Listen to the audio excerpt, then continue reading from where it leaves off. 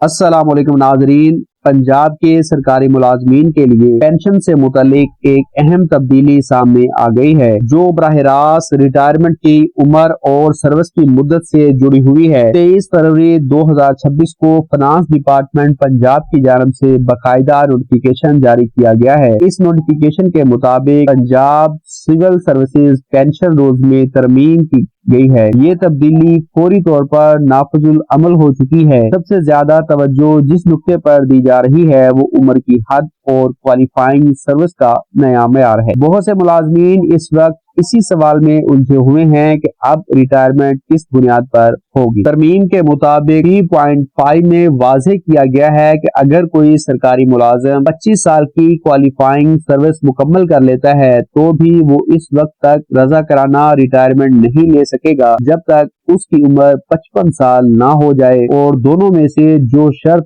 بعد میں پوری ہوگی وہ لاگو ہوگی۔ اس کا مطلب یہ ہے کہ صرف سروس مکمل کرنا کافی نہیں رہے گا بلکہ عمر کی حد بھی لازمی ہوگی۔ پہلے بعض خصوصی کیٹیگریز کے لیے کم مدت کی اجازت دی جا سکتی تھی، اب اس کی جگہ 55 سال کی شرط شامل کر دی گئی ہے۔ اسی طرح اگر کسی ملازم کے خلاف بدعنوانی یا بد انتظامی کا معاملہ ہو تو لازمی ریٹائرمنٹ 20 سال کی کوالیفائنگ سروس مکمل ہونے کے بعد ہی ممکن ہوگی۔ نوٹ 1 میں بھی یہی وضاحت شامل کی گئی ہے کہ 25 سال سروس یا 55 سال عمر جو بعد میں ہو وہ شرط ہوگی۔ نوٹ 3 کو مکمل طور پر ختم کر دیا گیا ہے۔ رول 4.4 میں بھی ترمیم کی گئی ہے جس میں واضح کیا گیا ہے کہ رضاکارانہ ریٹائرمنٹ اور لازمی ریٹائرمنٹ دونوں اب رول 3.5 کے تحت ہی ہوں گی۔ رضاکارانہ ریٹائرمنٹ کے لیے 25 سال سروس یا 55 سال عمر